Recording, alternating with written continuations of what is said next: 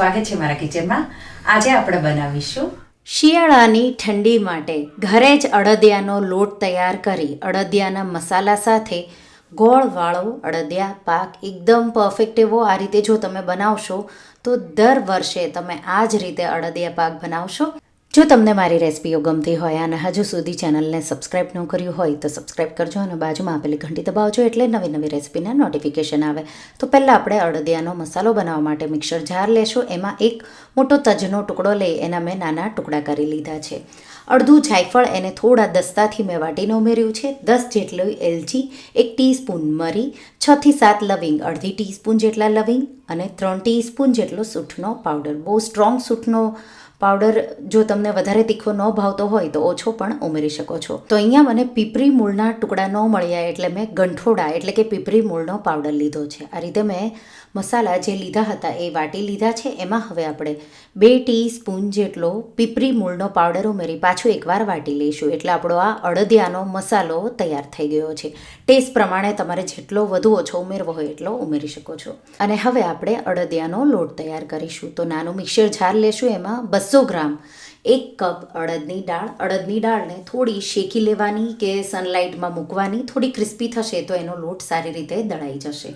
તો કપડામાં થોડી લૂછી અને પછી આ રીતે મેં એનો કકરો એવો થોડો લોટ દળી લીધો છે. આ રીતે બાઉલમાં ચારણી મૂકી અને ચાળી લઈશું. અહીંયા આપણે 400 ગ્રામ જેટલો અડદની દાળનો લોટ લેવાનો છે. તો પાછી મેં 200 ગ્રામ જેટલી અડદની દાળ મિક્સર જારમાં ઉમેરી અને પાછી મેં એને દળી લીધી છે. એકસાથે મિક્સરમાં બધું નહીં આવે એટલે અડધી અડધી કરી 200 ગ્રામ કરી તમારે અડદની દાળને વાટી લેવાની છે. તો બીજી પણ 200 ગ્રામ અડદની દાળનો જે લોટ છે એને પણ આપણે ચાળી લઈશું. તો આ રીતે આપણો અડદનો કકરો એવો લોટ તૈયાર થઈ ગયો છે. તો આ રીતે હવે આપણે અડદિયાના લોટ માટે તો એકદમ પરફેક્ટ એવો બને એટલે 1/4 કપ આપણે ઘઉંનો એટલે કે રોટલીનો લોટ ઉમેરીશું અને 1/4 કપ બેસન એટલે કે ચણાનો લોટ ઉમેરીશું અને એને પણ ચાળી લઈશું. આ બે સામગ્રી તમે ઉમેરશો એટલે અડદિયાનો ટેસ્ટ એકદમ બહાર દુકાનમાં મળતો હોય એવો જ આવશે. એકદમ સારી રીતે અડદની દાળના લોટ સાથે બે લોટને મિક્સ કરી દઈશું. તો આપણો આ અડદિયાનો લોટ તૈયાર છે. હવે એમાં આપણે મેં અહીંયા ગરમ કરેલું ઘી લીધું છે. તો થોડું ગરમ હોય એવું જ ઘી લેવાનું. તો 3 ટેબલ સ્પૂન ગરમ કરેલું ઘી અને 4 ટેબલ સ્પૂન ગરમ કરેલું દૂધ ઉમેરી અને મિક્સ કરી દઈશું લોટ સાથે. તો આપણે અડદિયાના લોટને થોડો દાબો દઈશું એટલે કણીદાર અને એકદમ સોફ્ટ એવો તમારો અડદિયો બનશે. તો એકદમ સારી રીતે મેં મિક્સ કરી દીધું છે. તો આ રીતે એકદમ સારી રીતે મિક્સ કરી અને પછી આપણે લોટને થોડો પ્રેસ કરી અને આપણે એને થોડી વાર ઢાંકી અને રહેવા દઈશું. એટલે એને દાબો દેવી એવી પ્રોસેસ કહેવાય. અહીંયા અડદિયાનો લોટ છે એ તમારે આ રીતે એકદમ સારી રીતે એને મોણ દેવાનું છે. તો હથેળી પર લોટ લઈ અને આ રીતે ઘસી અને તમારે ઘી અને દૂધને બધા જ લોટ સાથે મિક્સ થાય એ રીતે દાબો દેવાનો. આ રીતે દાબી દઈશું અને ઢાંકી 10 થી 20 મિનિટ જેવું એને સાઈડમાં મૂકીશું. તો ત્યાં સુધીમાં આપણે બીજી સામગ્રીઓની તૈયાર કરી લઈશું. તો એક કડાઈ લઈશું. એમાં 1/4 કપ જેટલું મેં ઘી ગરમ કર્યું છે. ઘી ગરમ થઈ જાય એટલે મેં 100 ગ્રામ જેટલો ગુંદર લીધો છે. તો અહીંયા મેં ગુંદર છે એ નાની વેરાયટીનો લીધો છે. તમે મોટા ટુકડા આવે એ પણ લઈ શકો છો. તો આ રીતે ગુંદર તમે ગરમ ઘીમાં ઉમેરશો એટલે મીડિયમ ફ્લેમ પર આ રીતે થોડી વાર તળશો એટલે આ રીતે ગુંદર ફૂલી અને તમે જોઈ શકો છો તળાઈ જશે. આ રીતે તળેલા ગુંદરને એક બાઉલમાં કાઢી લઈશું. તો આ રીતે થોડો થોડો કરી હું ગુંદર આ રીતે ઉમેરતી જઈશ ગરમ ઘીમાં અને આપણે એને તળી લઈશું. અહીંયા જરૂર લાગે કે ઘીની વધારે જરૂર છે તો વધારે પણ તમે થોડું ઉમેરી શકો છો. તો આ રીતે મેં બધો જ ગુંદર છે એ તળી અને એક બાઉલમાં લઈ લીધો છે.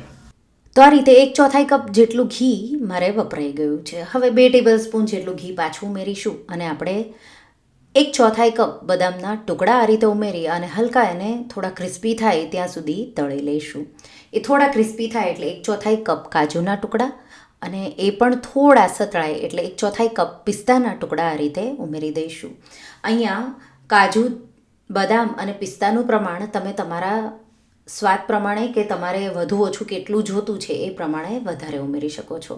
તો આ રીતે હલકા તમે જોઈ શકો છો ગોલ્ડન અને ક્રિસ્પી જેવા થાય ત્યાં સુધી કાજુ, બદામ અને પિસ્તાને સાતળી લઈશું. અને આ રીતે સતળાઈ જાય એટલે આપણે એને એક વાટકીમાં કાઢી લઈશું. તો લગભગ 1/4 કપ જેટલા આ કાજુ, બદામ, પિસ્તા થશે. તો આ રીતે એક વાટકીમાં મેં કાઢી લીધા છે.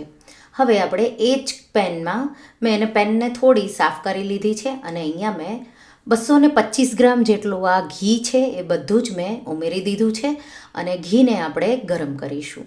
તો 1 કપ જેટલું ઘી છે, વજનમાં 225 ગ્રામ જેટલું થયું છે. અને આ રીતે આપણે લોટ જે દાબો આપ્યો હતો એને તમે ચાળી પણ શકો છો, પણ હું એને ચાળ્યા વગર જ વાપરી રહી છું. તો એને થોડો પહેલાં છૂટો કરી લેવાનો. ત્યાં સુધીમાં ઘી આપણું ગરમ થઈ ગયું છે. ઘી ગરમ થઈ જાય એટલે લોટને આ રીતે છૂટો કરી ગરમ ઘીમાં ઉમેરી દઈશું અને મિક્સ કરી દઈશું. અને ગેસની ફ્લેમ મીડિયમ ટુ લો ફ્લેમ રાખવાની છે ઘી ગરમ થઈ જાય પછી. અને આ રીતે બધો જ આપણે લોટને ઘી સાથે મિક્સ કરી દઈશું. હવે જો તમે મીઠાઈની દુકાનમાં મળે એવો અડદિયો, એટલે કે ઉપર ઘીનું લેયર હોય એવો અડદિયો બનાવવો હોય તો ઉપર હું અહીંયા 75 ગ્રામ જેટલું ઘી ઉપરથી ઉમેરી રહી છું. પણ જો તમારે ઓછા ઘીમાં બનાવવો હોય તો જે મેં પહેલાં ઉમેર્યું 225 ગ્રામ જેટલું એટલું જ ઘી લેવાનું છે. ઉપરનું ઘી તમારે નથી ઉમેરવાનું. તો આજે મીઠાઈની શોપમાં મળે એ ટાઈપનો હું અડદિયો બનાવી રહી છું એટલે મેં ઘી થોડું ઉપરથી ઉમેર્યું. હવે લોટને આપણે મીડિયમ ફ્લેમ પર 15 મિનિટ જેવો શેકવાનો છે. તો સ્લો ટુ મીડિયમ ફ્લેમ કરતા જઈ અને હું 15 મિનિટ જેવો શેકી લઈશ. 15 મિનિટ પછી તમે જોઈ શકો છો લોટનો જે કલર છે એ આ રીતે પહેલાં વ્હાઈટ હતો, હવે આવો ગોલ્ડન અને દાણેદાર એવો કલર થઈ ગયો છે. ત્યાં સુધી શેકીશું. તો આ રીતે શેકાઈ જાય એટલે ગેસની આંચ બંધ કરી અને 10 મિનિટ જેવા આ લોટને આપણે સાઈડમાં મૂકીશું. શેકેલા લોટને 10 મિનિટ પછી તમે જોઈ શકો છો એકદમ દાણેદાર અને ઉપર જે ઘી આપણે ઉમેર્યું હતું એ લોટ શેકાઈ જાય એટલે ઘી પણ અલગ થશે. અને આ રીતે તમે હલકું એને ઠંડુ કરશો એટલે આ રીતે ઉપર ઘી બધું આવી જશે. અને તમે જોઈ શકો છો લોટ કેવો મેં શેક્યો છે. તો આવો લોટ તમારે શેકવાનો છે. સ્લો ફ્લેમ પર તમને 20 મિનિટ જેવું પણ લાગશે. તો આ રીતે આવો કલર આવે ત્યાં સુધી તમારે લોટને શેકી લેવાનો છે. તો આપણે એને નીચે ઉતારી સાઈડમાં મૂકીશું. ત્યાં સુધીમાં આપણે ગોળની ચાસણી એક તારની બનાવવાની છે. તો અહીંયા મેં 350થી 400 ગ્રામ સુધી ગોળના ઝીણા ટુકડા કરી કપમાં ભર્યો હતો. તો 1 કપ અને ઉપર 1/4 કપ જેટલો ગોળ થયો છે. અને એમાં આપણે 1/4 કપ જેટલું પાણી ઉમેરી મીડિયમ ફ્લેમ પર 2 મિનિટ જેવું આપણે એને ગરમ કરીશું. તો મીડિયમ ફ્લેમ પર આ રીતે 2 મિનિટ જેવું તમે એને ઉકાળશો એટલે આ રીતે તમે જોઈ શકો છો ગોળ તરત જ પીગળી જશે. તો એકદમ આ રીતે પીગળી જાય પછી તમારે 3 મિનિટ જેવું ગોળને આ રીતે થવા દેવાનો છે. તો 3 મિનિટ જેવો મીડિયમ ફ્લેમ પર હું એને પાછો થવા દઈશ. આપણે આ ગોળ છે એની એક તારની આવી ચાસણી બનાવવાની છે. તો જાડો એવો તાર એનો થવો જોઈએ એટલું આપણે એને ઉકાળીશું. તો હજી આનો જે તાર છે થોડો પાતળો થાય છે. હજી હું એને 1 મિનિટ જેવું થવા દઈશ. તો લગભગ તમારે 3થી 4 મિનિટ જેવું તમે મીડિયમ ફ્લેમ પર એને થવા દેશો એટલે ગોળની એક તારની ચાસણી તૈયાર થઈ જશે. તો મેં આ રીતે તમે જોઈ શકો છો જાડો તાર હવે થાય છે. ગેસની આંચ બંધ કરી દઈશું અને ગોળની ચાસણીને પણ નીચે ઉતારી લઈશું. હવે જે લોટ છે એ શેકેલો છે એકદમ ગરમ નથી પણ થોડો જ ગરમ છે, હલકો ગરમ એવો. ત્યારે જ આપણે એમાં ગોળનો જે ચાસણી બનાવી છે એ ઉમેરવાની છે. તો એ ખાસ તમારે ધ્યાન રાખવાનું છે. તો એક તારની ગોળની ચાસણી છે એ આ રીતે શેકેલા લોટમાં ઉમેરી દેવાની છે. તો આ રીતે તમારે ખાંડનો બિલકુલ ઉપયોગ નથી કરવાનો. ગોળ જ વાપરી અને આપણે અડદિયો બનાવ્યો છે. હવે ગોળની જે ચાસણી છે એને લોટ સાથે એકદમ સારી રીતે મિક્સ કરી દઈશું. માત્ર તમારે એક જ ધ્યાન રાખવાનું છે કે બે એકદમ ગરમ ગરમ હોય ત્યારે મિક્સ નહીં કરતા. થોડું હલકું હલકું ઠંડુ થાય પછી જ તમારે મિક્સ કરવાનું છે. તો તમે જોઈ શકો છો એકદમ પરફેક્ટ એવો કલર આવી ગયો.